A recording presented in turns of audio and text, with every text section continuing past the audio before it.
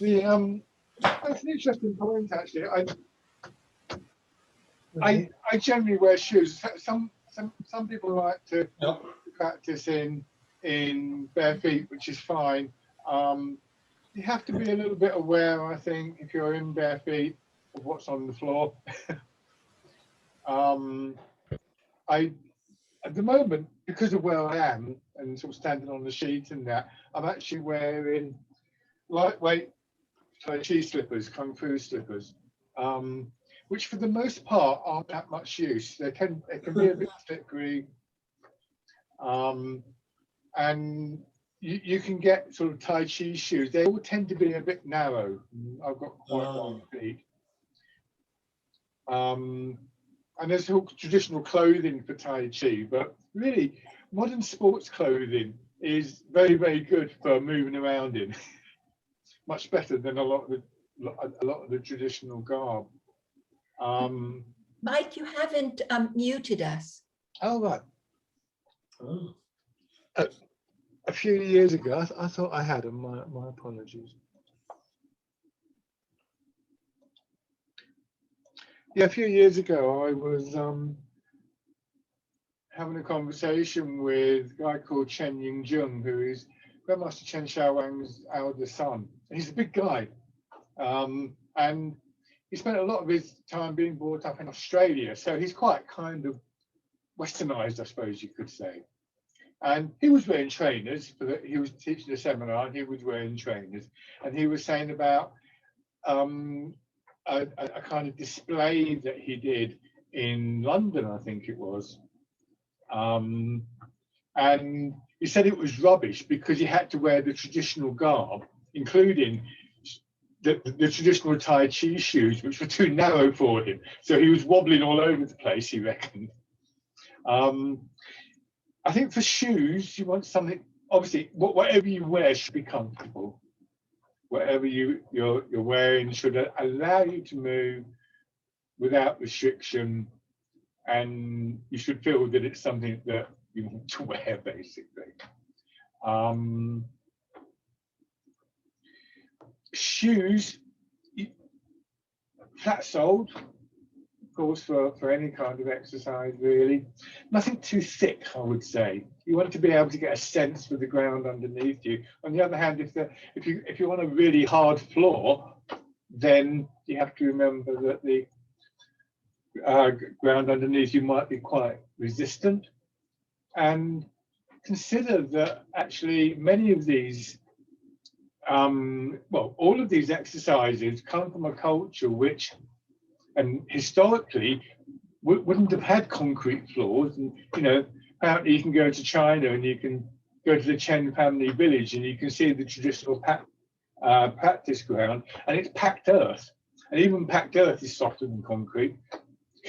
So it would have been a very different environment within which they were working.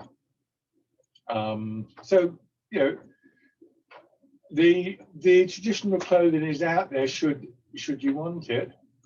But for me, sort of like tracksuits, training trousers, those kind of things are the things that I always wear. And to be honest, the things you see most commonly around Tai Chi, unless it's a very formal situation, in which case you do see people wearing their sort of like Tai Chi suits and things like that. So yeah, not that interesting really, is it, the clothing? So coming to the usual kind of state of just settling in, weight a little bit forwards, hips dropping back. That slight hinging in your knees that immediately engages the quadriceps muscles at the front of your thighs. And the feeling of just being able to allow your pelvis to hang. It's quite difficult to do that because we habitually stop ourselves from doing that kind of thing. The phrase "let go" is often used, which is kind of a bit unfortunate. I don't think it's great, but I suppose it suffices. And hopefully this sort of state, as I described it, or however you want to think of it, is a familiar one, and one which increasingly offers you a kind of place to put your attention, a way of standing and moving that is accessible to you. It's like, you know, this is, as I sometimes say to people, if we think about all these things that we do as constructing a pathway, then if you've got a garden, you've got a shed down the bottom of the garden, and you haven't been there for 6 months, then chances are the path is a bit overgrown, and you might have to negotiate it a bit and sort of like be careful not to trip over and that kind of thing. If you walk that path every day, then you can just walk down it because you know it and it's clear and so on, so you. So we want this process of coming into our center, of settling in, to be available to us without too much fuss. I'm not saying it's always going to be easy, but we can get to a point where it's a clear route. And this brings us back to the regular practice. And this is for everybody. I mean, when I go out in the morning and train, this is what I'm doing for the first, well, how long? I mean, I know the time scale will vary for various reasons, but actually, this is the start of the process every time, and it's an enjoyable one.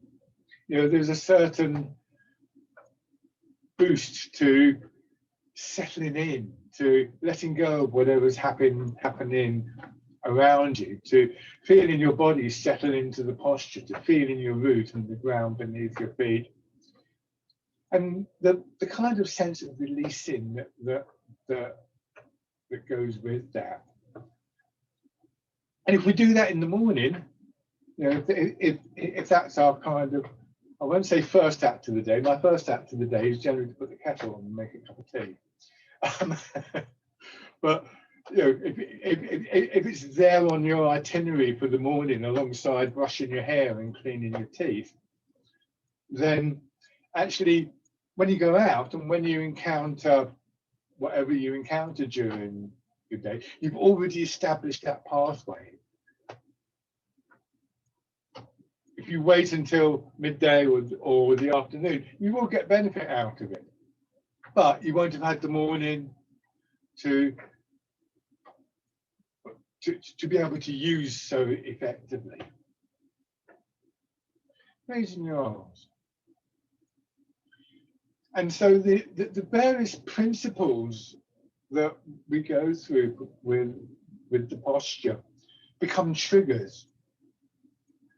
It's like it's a little ritual, and you know, kind of like you check your feet, you have a look down at your toes, are they in the right place, blah blah blah blah blah, until oh yeah, okay, now it's, and you just kind of arrive in this state. Keeping it is another matter, but getting there is much more straightforward. Okay. Now, rocking your weight forwards and backwards. It's probably best to just dismiss any kind of desire to maintain this state. I'm not sure anybody does. You know, as we rock forwards and backwards here, there's always disruption. And if what I've read and heard from Tai Chi teachers and meditation teachers, and you know, you read some of what even people like Thich Nhat Hanh and the Lama say, and they all acknowledge this. Nobody is actually in this state because life is more diverse than that. The question is, can we come back to it?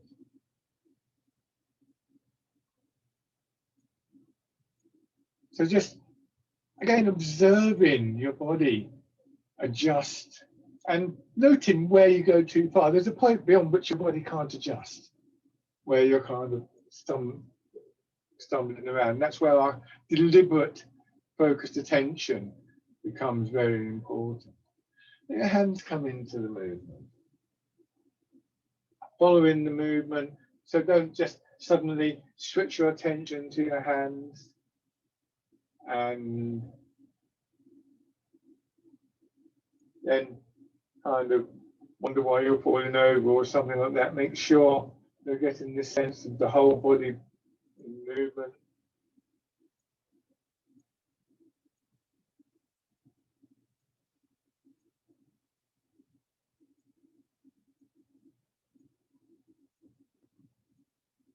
And looking for that midpoint while you do this.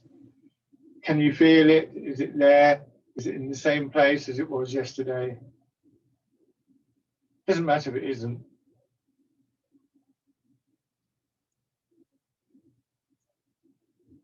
And then just slowly come into rest. When you settle down, just try something. And again, there's no expectation that this is going to work for you at the moment. But if it's not already the case, which it may well be for you, think about that area just behind the ball of your foot. And then on the midline there, and the midline of the foot, the lateral midline of the foot, there's an acupuncture point called the bubbling well. And that it could be said to be the center of the focus of the weight. When I say center, your weight is everywhere, but think of the bubbling well as a bit like a plug hole in a bath. If you could somehow take the plug out and turn your weight to liquid, that's where it would all drain through. In fact, it's slightly off the floor, which is interesting. The physical points of contact, you want the ball of the foot just behind the big toe, just behind the little toe, and perhaps in the middle of your heel as well. But with your weight forwards, there's less weight in the heel. And with that slight angling forwards that it gives you, that encourages this dropping back. Now, don't force yourself to be in that position, but have a sense that that's what you're aiming for.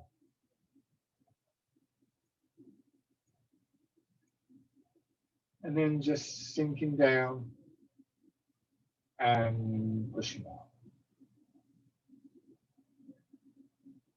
Now, I probably said this before, I may even have said it last week, but the crown of your head, just between the tips of your ears, is where you want to put the fontanelle, the very top of your head. So what we actually have is this line through the body. You see, if I arrange the staff here so that it's just behind the ball of my foot, and I come to this position there, I think if I turn my head forwards, this, it should be as though the staff is coming out the top of my head. Do it this way. I can't see it. Oh, no, I'll have to get a different coloured stick. I haven't got one to hand at the moment. You get the idea that there's an alignment that develops between those 2 points, which may not just be a physical alignment, by the way. It might just be that that's part of this imaginary line. So we have to distinguish between a model that we're using to understand the inner landscape of the body and the reality of the landscape, which is that it's a bit bumpy and a bit curvy. Now bring your hands around and push up. That's another one of those things that will be variable. A key part of this is going to be your pelvis and its ability to just adjust and to move. So try not to hold any tightness around buttocks and lower back, around your hips and belly. Trust that your body is actually quite good at doing this.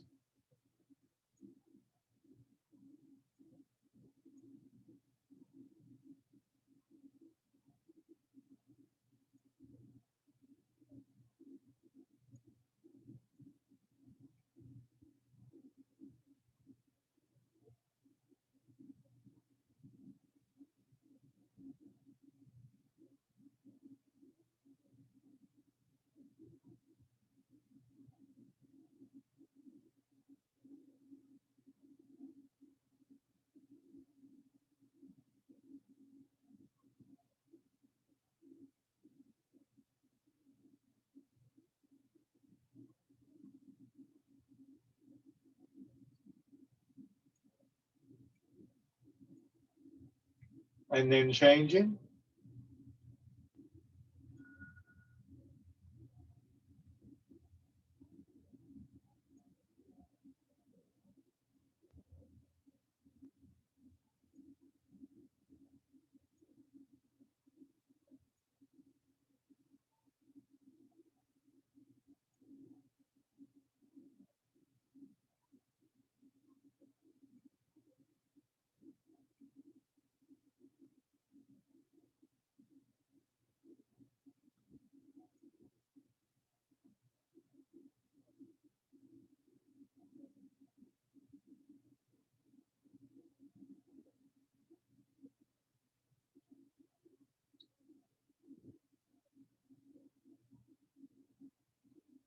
One more.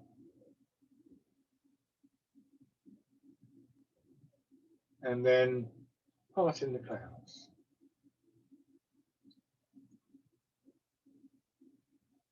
So we want to move between a sort of, for want of a better term, intuitive approach to coming into the correct postures on the one hand, but also recognize that that intuition is trained by a kind of more conscious deliberation, which is where the various models of the posture and so on and so forth that we use really become important.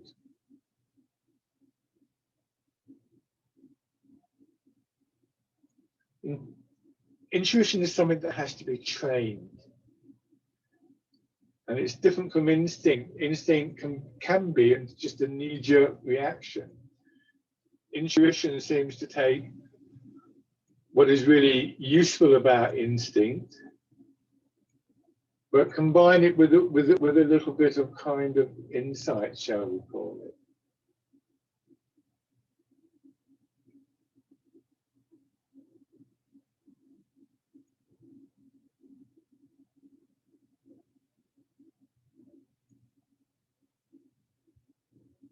And then dragon plucks the stars from the sky.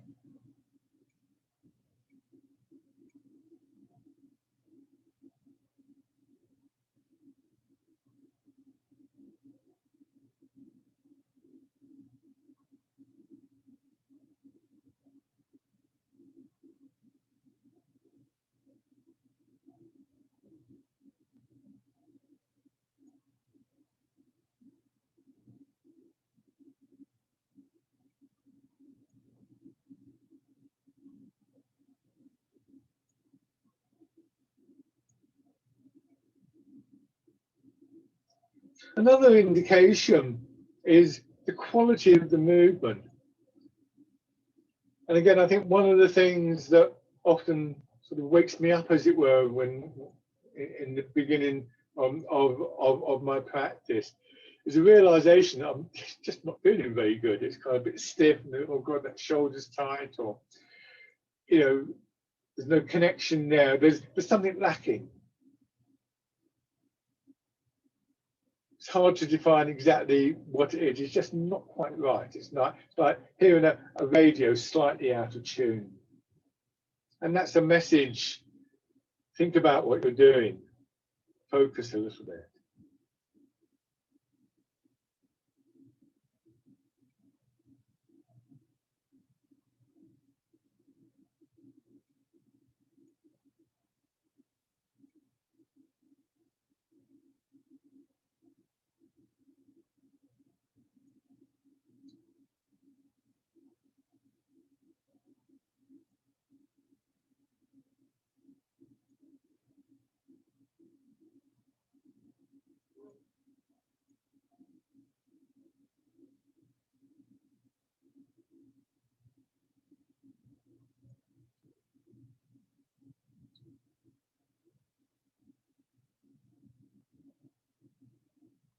more time on each side.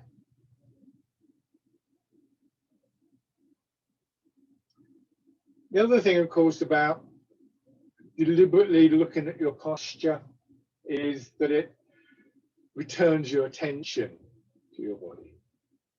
It's a useful sort of trigger, really, for that process.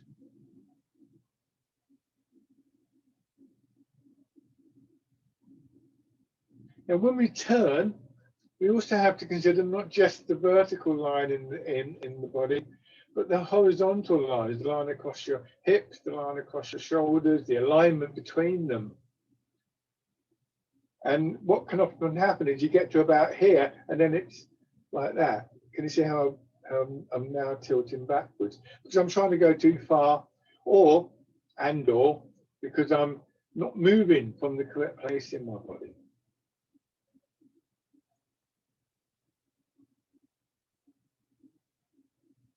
And that will also affect the quality of your movement. So all of these things interrelate.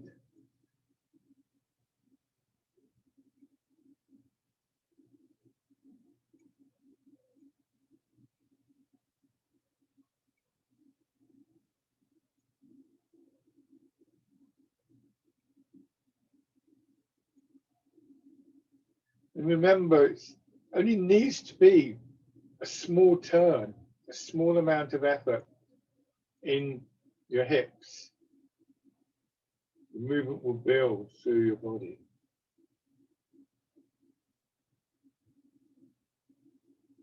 One more time.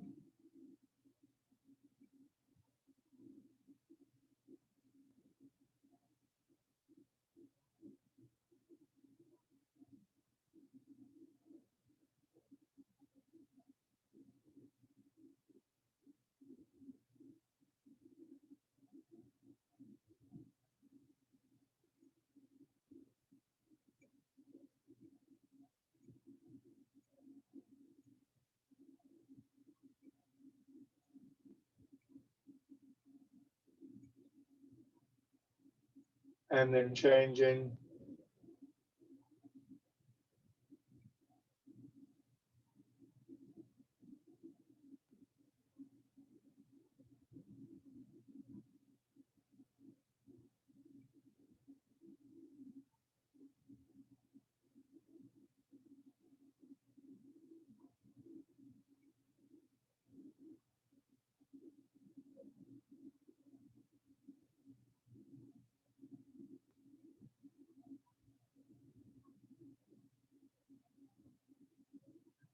And if it's comfortable, bearing in mind what I just said about the turning, gently add the turn.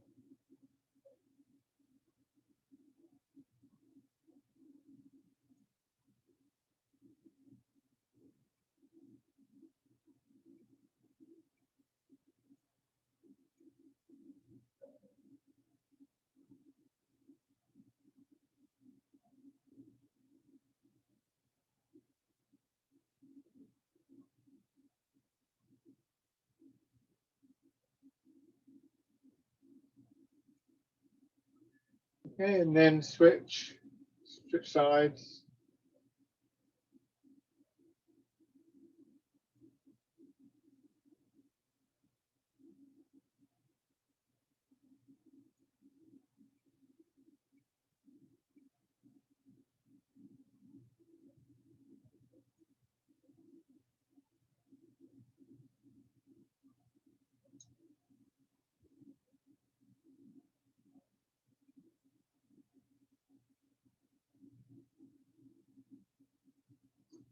And then add in the turn.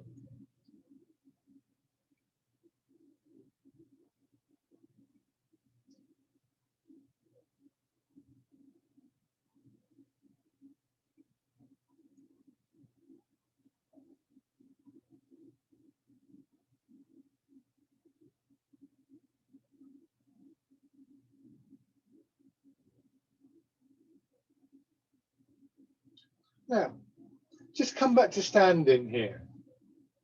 Get a real sense for this posture.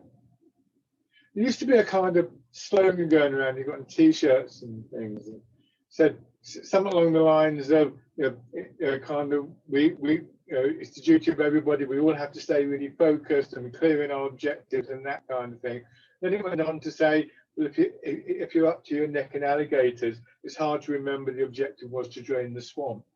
In other words, these things never work out, do they? There's plenty of alligators surrounding us out there in one way or another.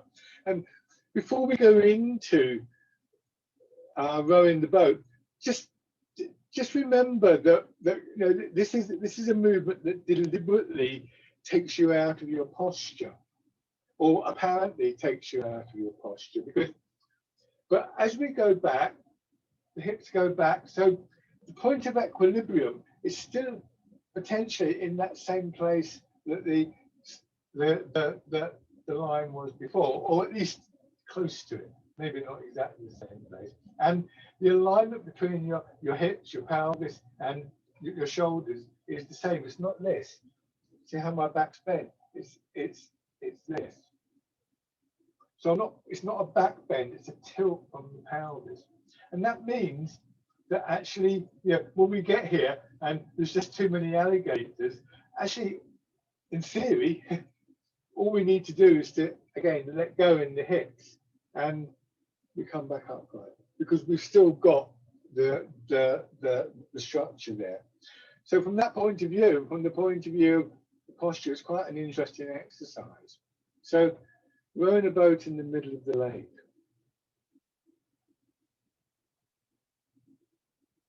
Now again, none of that will work if you overextend yourself.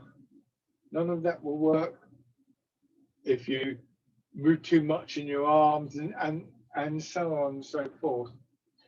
And it will never work all the time. There will always be these little moments when it doesn't feel right. But those are the kind of things to look for when it doesn't. We go into a process of analysis.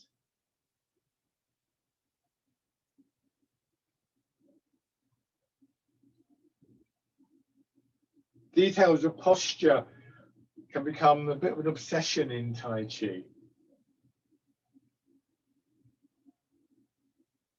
But overall, I would argue that it's one of our strengths.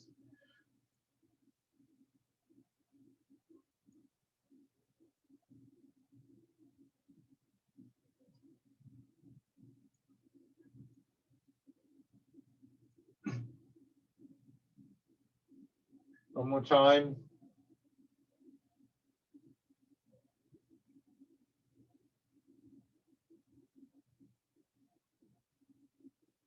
Okay, now, hands in front of your shoulders, push up, circle your elbows over and sink down.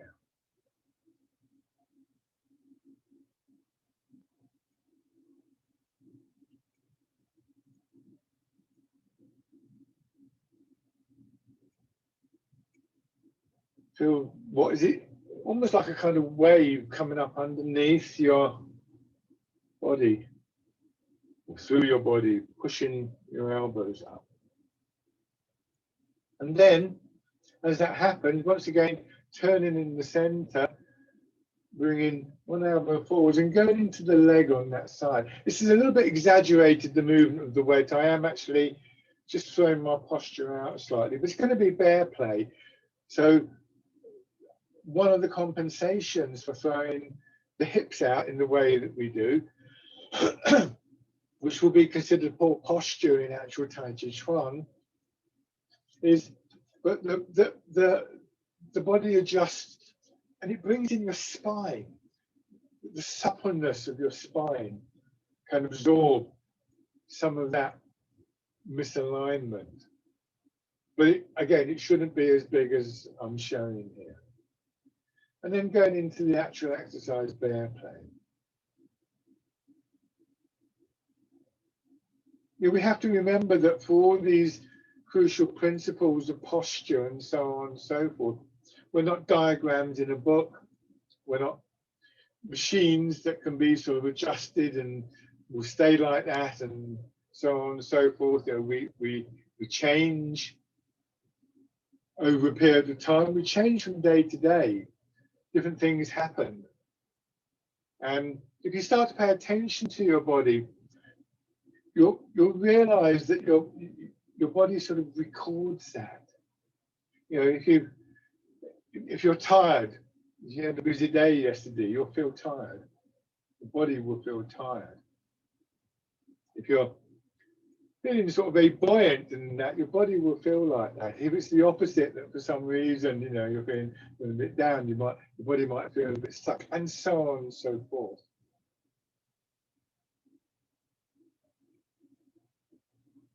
And that will all affect your posture, that will all affect your movement.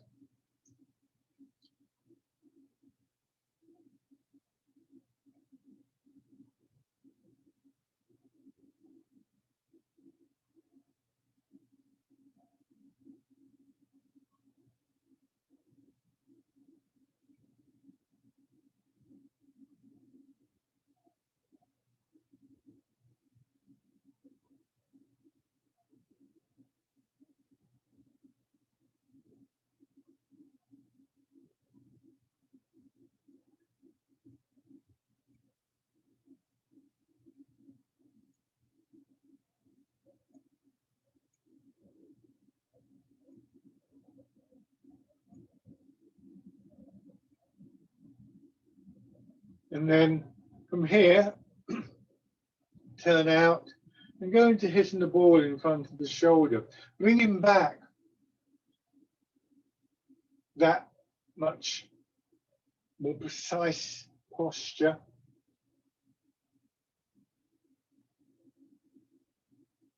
But trying to maintain the fluidity and the scope of the movement within the body, all focused into that palm of your hand to the point where it's going to hit the ball in front of the shoulder.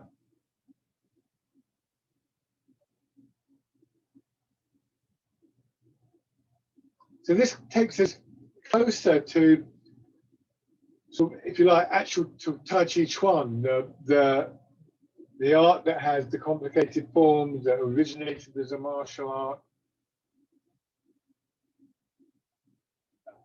Real pinpoint precision in the art that is quite distinctive and makes Tai Chi Chuan itself, if we practice in that way, quite a high level example of these arts.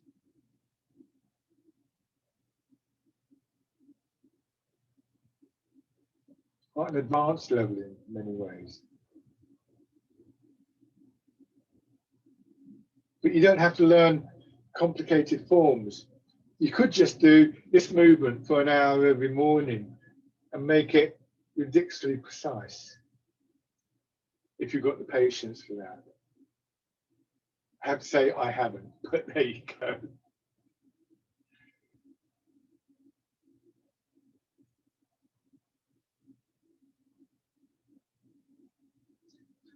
We're going to go into cow gazes at the moon. Once again, this is an exercise that pushes at the boundaries of these postures.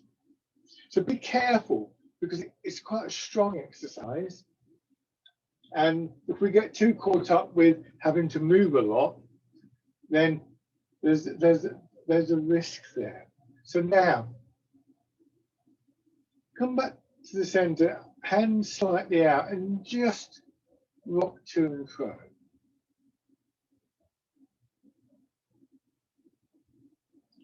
Now, what I want you to do is to imagine you've got a ball in your hand, or maybe something like this. Again, the staff, it's that.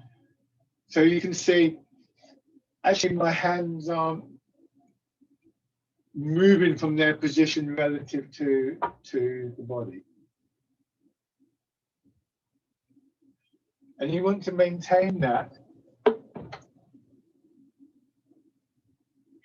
as you go a little bit further. So you just, you go back to that movement that in the legs that we were trying with hitting the ball in front of the shoulder, and you just let the heel raise, you build the momentum, and you gradually let the arms move a little bit more, by moving more in your hips. And this is where it gets quite difficult, because there is potentially a twist in the back here that we want to avoid. We don't want that tightening in the back. So from the side, I can go to about there. I can get to here. Now, if I want to go further, actually what I need to do first is to get more space in the hips. So I sink down more, and that's how I get further. Not here and then doing this. So again, we get more out of this exercise by letting go more.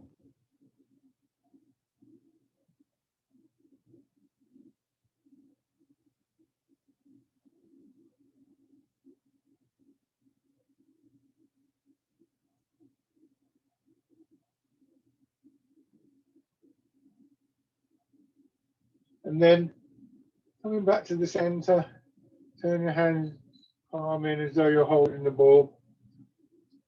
And again, your arms go up and down, but your center turns. Sink your hips back. Give yourself that space in the lower dantian. So if I keep shuffling around, I've got a new computer screen, and it's bigger than my last one. And it's just changed the view. I keep finding myself in the wrong position, which why even now and then you see me do this, because I mean nothing else has changed. It's a bit bizarre, but there you go. But that's why I keep shuffling around, and then go back the other way.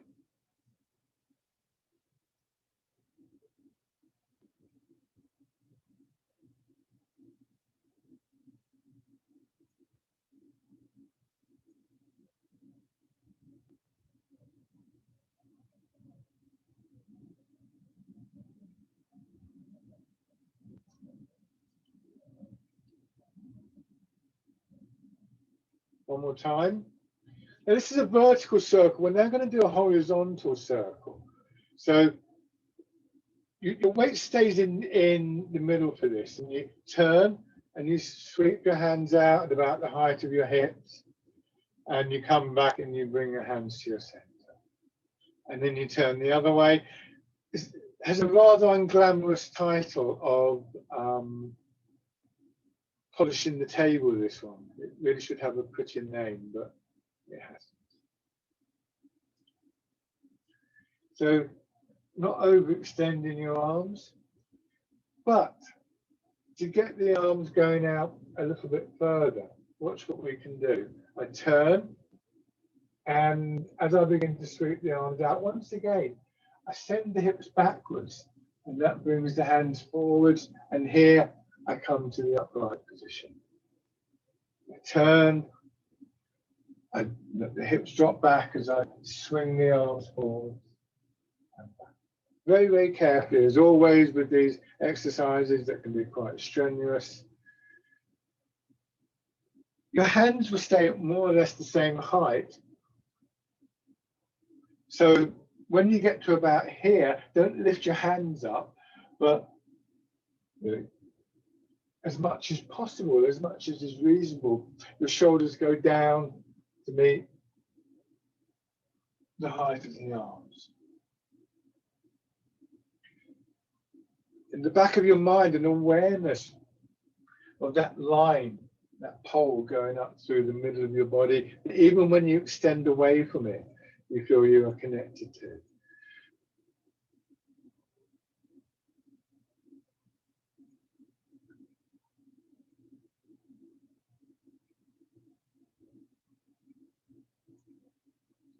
One more time on each side.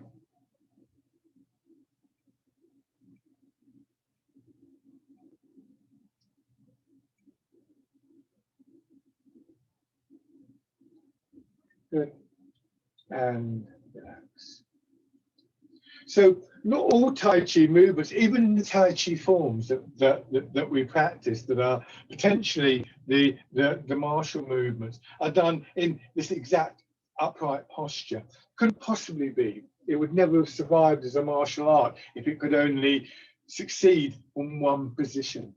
So Tai Chi is inherently adaptable. When we get a sense for the principles, then we're less reliant on a kind of external environment, because the principles themselves allow for a movement, a change, a flexibility.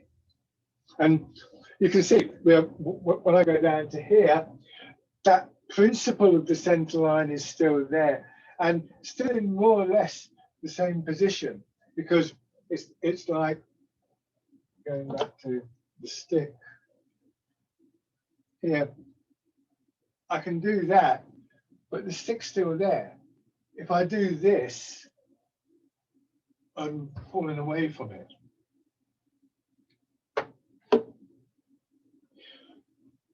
1 foot forwards, transferring your weight.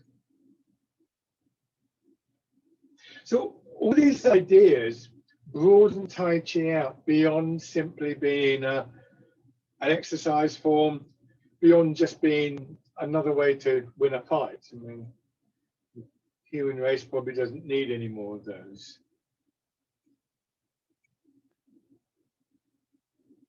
But rather, because it's a mind-body thing, because all of these things work in that area where mind, body, and energy overlap, there are things here that can be brought into your daily life. And all my early teachers were really into that. It was very much for them, not just an art in its own sake, but a tool that we could carry with us.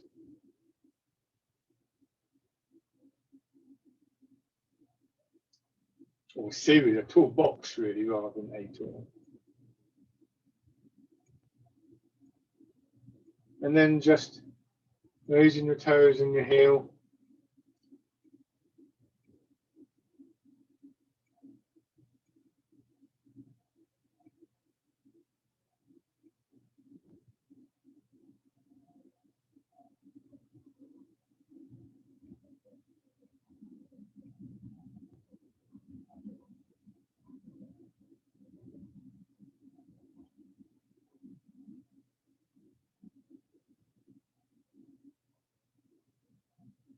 And then stepping in.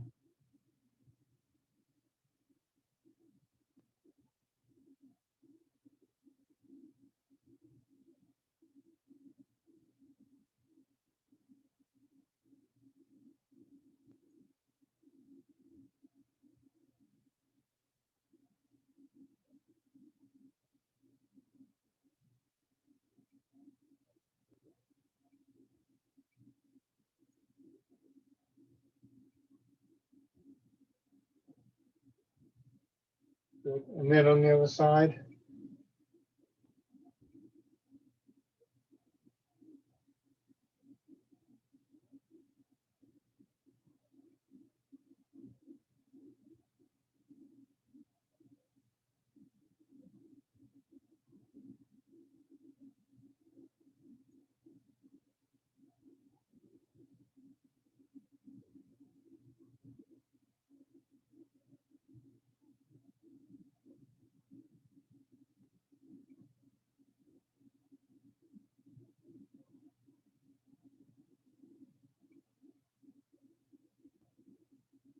And then raising your toes and your heel.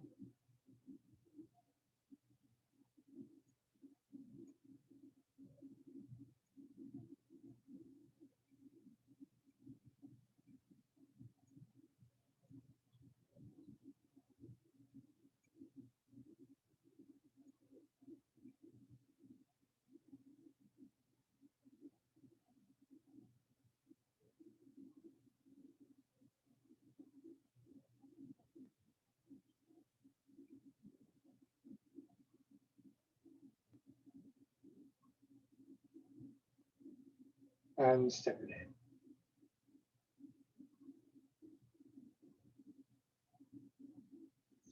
Some of this is about, I suppose, what we might call mindfulness, just being aware of what you're doing. Some of it is about more than that. Some of it is about not just being aware, but I suppose controlling in a sense. You know, we don't just want to notice the foot going down. We want to make sure it goes down in the right place. Hip width apart, about the same in length. Planting the foot, sure of your foot in before you move. And then taking a few steps.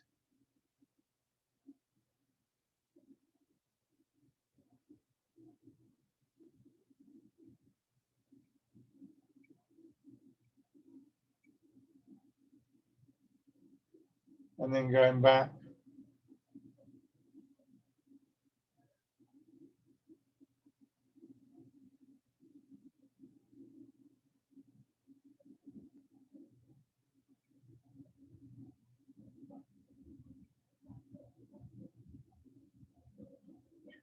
So when we take the step in, there will always be a few wobbles at times.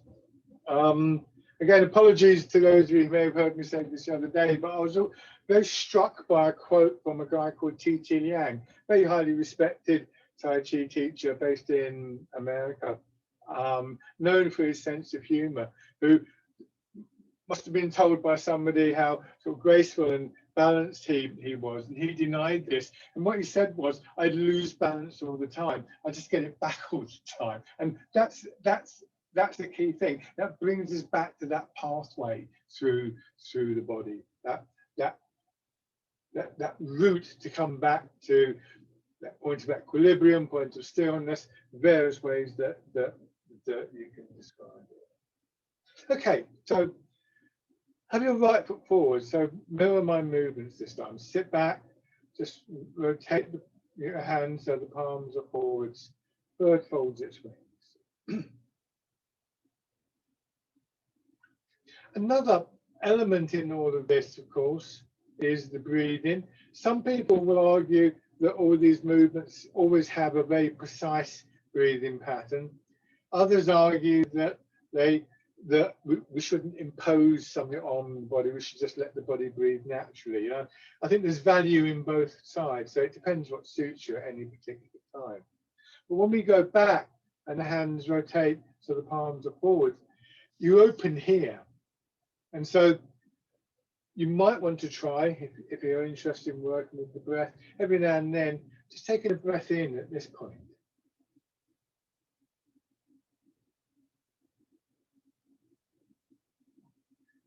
Then breathe out, of course, and carry on breathing. Breathe out when it feels right to breathe out. Don't think there has to be a point where you breathe out. It might not be the right thing. And holding your breath will place your posture under a strain that will restrict the movement. And then fisherman cast the net. This would work in the same way. This would be a breath in here and an out breath through here.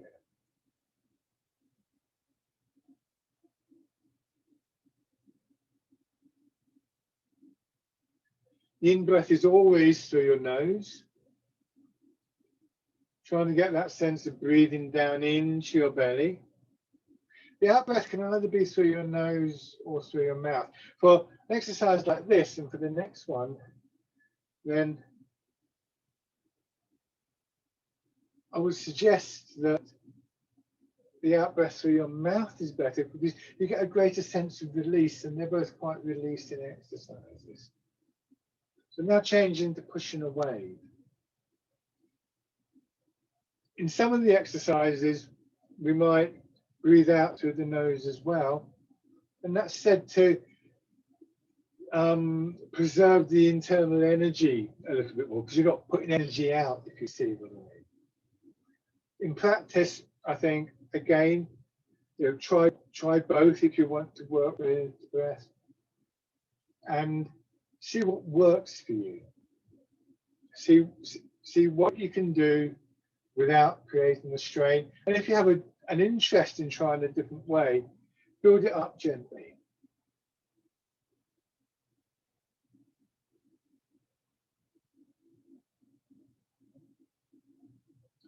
Now we're going to go into repulsing the monkey.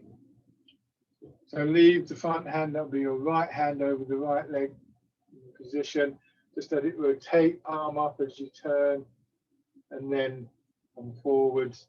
As you come forwards, your body turns, and you get that push-pull. Turn again, and again that turn stimulates the rotation through your front arm, as well as allowing the rear arm to come into position.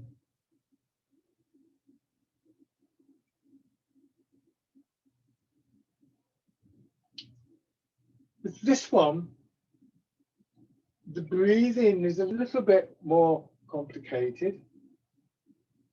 You would breathe in as you turn to position the arms and breathe out as you transfer your weight. You will turn a little bit as you do that. And then you breathe in again and you breathe out. So if we're talking about the precision of mind-body movement, then we've brought in this factor of the breath.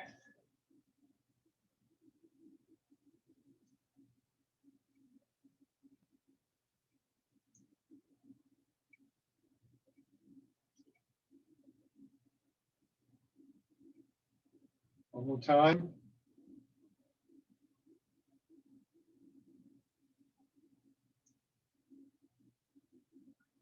Good. Shake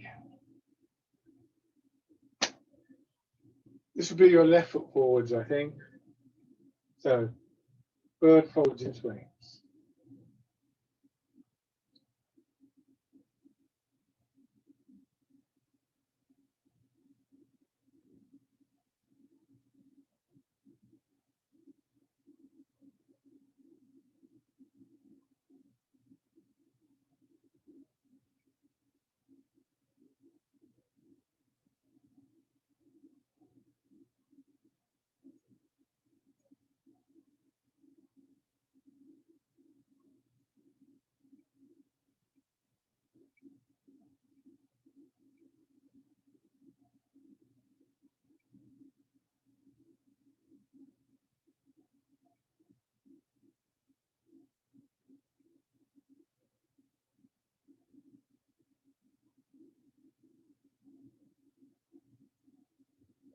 Fisherman cast the net.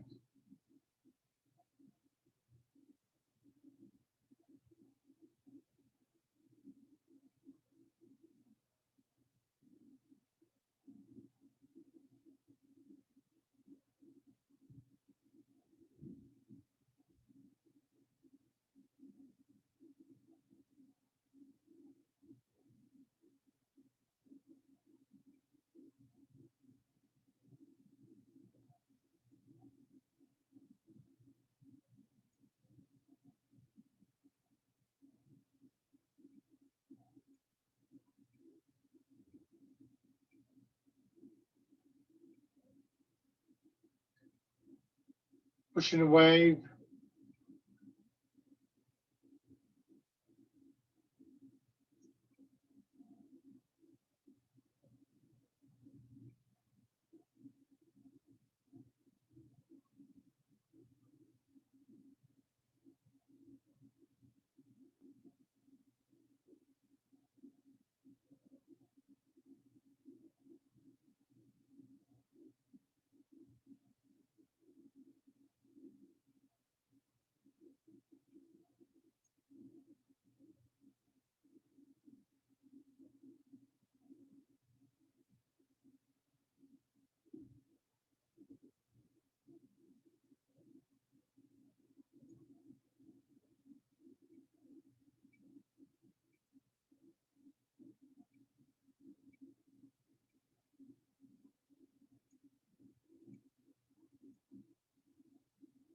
And repulse the monkey.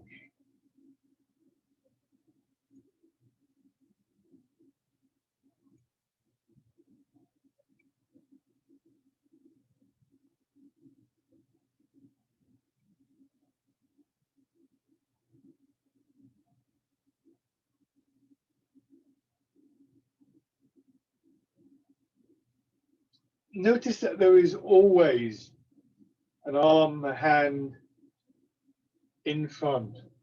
You don't do this. So there's always a sense in which you're sort of embracing your own personal space as you do this.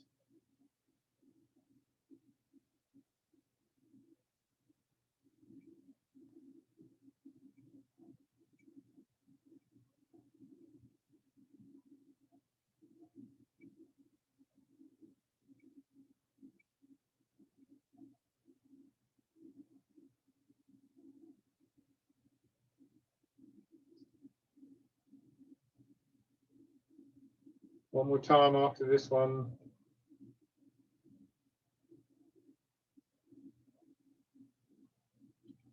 Right. Okay. Rubbing your hands together.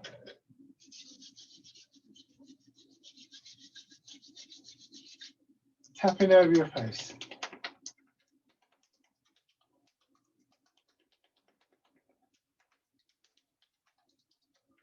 Over your head and neck.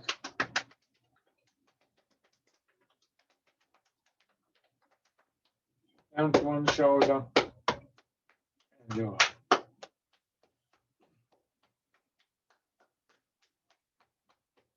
the other side.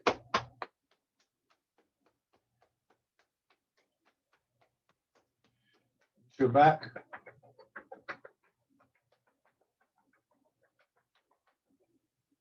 Around your hips.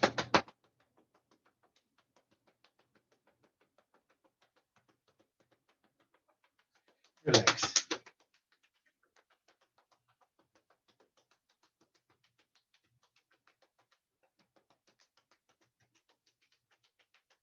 Light on your belly. Onto the upper part of your chest. Check out. And then returning. Embrace tiger. Return to the mountain. So coming back to the parallel posture. Sinking down. Thinking about that pathway, that returning.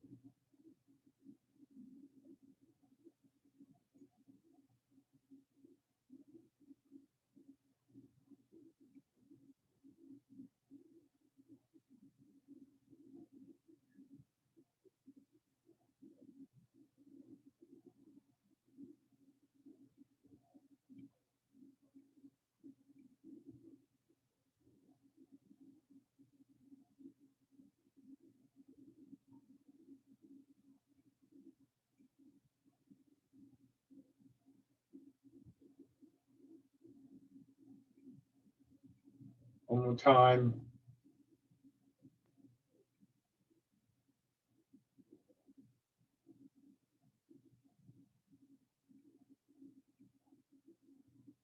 And